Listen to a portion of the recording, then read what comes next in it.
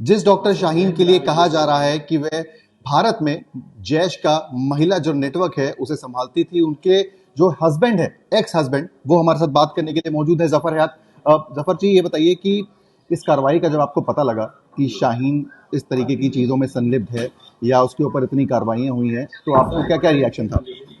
मेरा कोई रिएक्शन था, मेरा कोई, चूँकि मेरा कोई इमोशनल रिलेशन उनसे रहा नहीं है और बहुत पहले तलाक हो चुकी 2012-13 में। तो उसके बाद से मेरा कोई उनसे कोई कंटैक्ट नहीं रहा। पहली मुलाकात आपकी उनकी कहाँ हुई थी? और मुलाकात तो बेसिकली अरेंज मैरिज थी, तो मुलाकात वगैरह तो हुई नहीं थी। घर वालों ने अरेंज किया था, उसके बाद शादी हुई। शादी के बाद उनके, मैं तो सर्विस में था ही, और उनकी आते ही तुरंत सर्विस, फौरन सर्विस लग गई यहाँ पे medical college, GSV medical college Kanpur में। वो असिस्टेंट प्रोफेसर बन गए। हम साथ साथ रह रहे थे। तो ये बताइए कि किस वजह से आप लोगों की लड़ाई हुई या जो डिफरेंसेस आए कि आप लोगों को ऐसा तलाक? कोई डिफरेंस हम लोग आपस में कुछ नहीं था कभी भी। कभी ऐसी कोई प्रॉब्लम नहीं थी, हम लोग में आपस में कोई कॉन्फ्लिक्ट नहीं था। कॉन्फ्लिक्ट था, कुछ होगा उसके बाद ही कुछ नहीं तलाक था। हुआ दोनों उनका ये था कि चूंकि वो प्रोफेसर थी, तो उनसे एक्सपेक्टेशन थोड़ा शायद ज़्यादा रहे होंगे। तो इस वजह से वो कई बार, जैसे ऑस्ट्रेलिया या यूरोप की, मेरे से एक बार बात की थी उन्होंने कि यार ऐसा है कि चला जाए उधर, दोनों लोगों को सर्विस इजीली मिल जाएगी और हम लोग आसानी से अच्छे से रहेंगे वहाँ पे, तो उनका और मन था कि अच्छी कहीं लाइफ, बाहर शिफ्ट हुआ हाँ, जाए। अच्छी लाइफ गुजारेंगे। बाकी तो मैंने कहा कि यार यहाँ तो ठीक ठाक सब चलेगा, कोई प्रॉब्लम तो ऐसी है नहीं। सब लोग बच्चा अच्छे से रह रहे थे हम लोग। तो क्या देश के बाहर शिफ्ट होना चाहती थी कहीं? देश के बाहर वही है, यूरोपियन कंट्रीज में यूजुअली जाना आदमी पसंद करता है। ऑस्ट्रेलिया का उनका इरादा ज़्यादा था, क्योंकि ऑस्ट्रेलिया उनको अच्छी जगह लगती थी, पसंद थी उनको। अब मेरे जिस से एक तरीके बार की बात हुई, बहुत डिटेल में कोई बात नहीं हुई है। जिस मुझसे ये तरीके कहा कि आप चलना पसंद करोगे, ज़्यादा अच्छा वहाँ पे चांसेस बहुत अच्छे हैं, हम लोगों का अच्छा फ्यूचर रहेगा। मैंने बोला यार यहाँ पे कौन सा बुरा, सब बढ़िया, फर्स्ट क्लास आप चल रहा भारत में रहना चाहते थे, वो है। बाहर हाँ, रहना और चाहते क्या, दूसरी चीज़ के सारे रिलेशन यहाँ पे हमारे हैं। थे। ये बताइए कि जो बातें सामने आ रही हैं कि रेडिकलाइज जो है वो किया गया या जो तमाम इस तरीके की वो गतिविधियों में संलिप्त थी, आप इतने साल साथ में रहे, तब आपको ऐसा कुछ नहीं लगा? बिल्कुल नहीं, बिल्कुल भी नहीं था, ऐसा कुछ भी नहीं था। और हम लोग एक लिबरल लोग हैं, हम लोग पढ़े लिखे लोग हैं ना, सभी लोगों के बीच में हम लोग रहे हैं।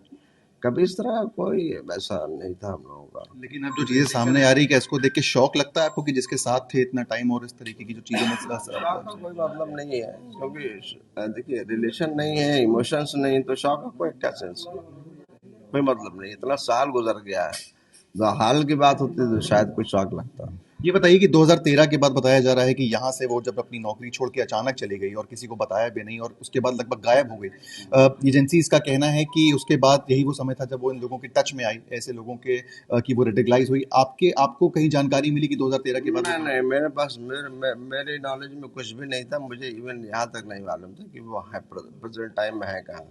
इनके जो भाई हैं परवेज, जिनके घर से जो है तमाम तरीके के जो एक्सप्लोजिव हैं वो बरामद हुए हैं, उनसे आपकी बातचीत होती थी? उनका नेचर कैसा था, किस तरीके वो का? इस वक्त स्टडी कर रहे थे, एमबीबीएस कर रहे थे, फिर एमडी किया है।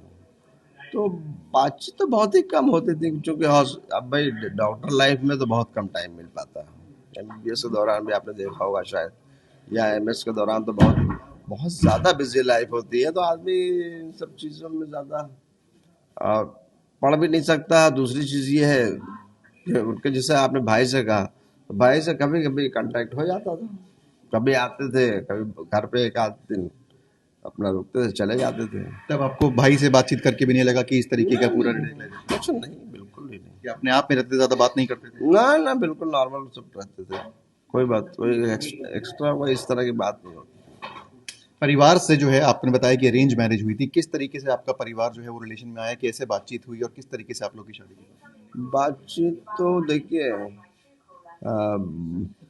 उसमें जो मैरिज ब्यूरो है, उस पे उस पे दिया था हमने अपना एडवर्टीजमेंट।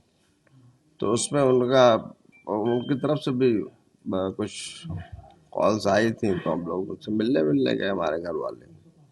फिर उनको सही पसंद आ गया रिश्ता, तो शादी कर लिया। कभी इस अब तरीके बीच से, में कोई ऐसी बातचीत नहीं आखिरी हुई। सवाल आपसे लूंगा, क्या इस तरीके की बातचीत होती थी जो तमाम धर्म के ऊपर या फिर इस ना तरीके ना का? ना, बिल्कुल बहुत कम।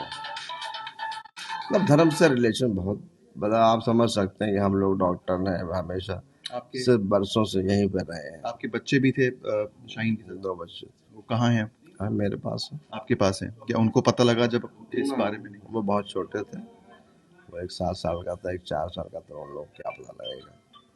फिर बाद में भी उनके, अब चूंकि उस एज में तो कुछ नहीं पता था, बाद में पता भी अगर लगा भी होगा तो मेरे से आज तक कोई बात नहीं हुई। उसके बाद से कभी इन्होंने अपने बच्चों से भी कांटेक्ट करने की कोशिश नहीं ना, की? तो ये थे जफर हयात, शाहीन के पति, जिनको लेकर तमाम ये बातें सामने आ रही थी कि क्या वो टच में थे, नहीं थे। उन्होंने सफाई दी कि 2013 के बाद से ही कोई उनका कांटेक्ट नहीं था। और आपको यहाँ पे बताऊं कि यहाँ पर जो लोग हैं, एजेंसीज बोल रहे हैं या तमाम इन्वेस्टिगेटिंग एजेंसीज के जो लोग हैं वो यहाँ पर आए हैं और जानकारी जुटा रहे हैं, और पूछताछ जो है वो लगातार जारी है। एजेंसीज किसी भी तरीके से यहाँ पर ये कोई भी पहलू नहीं छोड़ना चाहती जो उनके लिए कहीं ना कहीं इम्पोर्टेंट हो। मैम, आप लोग क्या कुछ बात करेंगे? कहाँ से आए हैं? नहीं, मैं तो यहाँ आप नहीं, आप ठीक है। तो एजेंसी से हैं, फिलहाल बात कर जो है नहीं कर रहे हैं, लेकिन तमाम जो है जानकारी जुटा रहे हैं। आप देख सकते हैं यहाँ पर बकायदा सभी फॉर्मेलिटीज, पूछताछ में सभी रिकॉर्ड्स जो है वो खंगाले जा रहे हैं ताकि कोई भी कनेक्शन शाहीन का वो सामने आने पाए।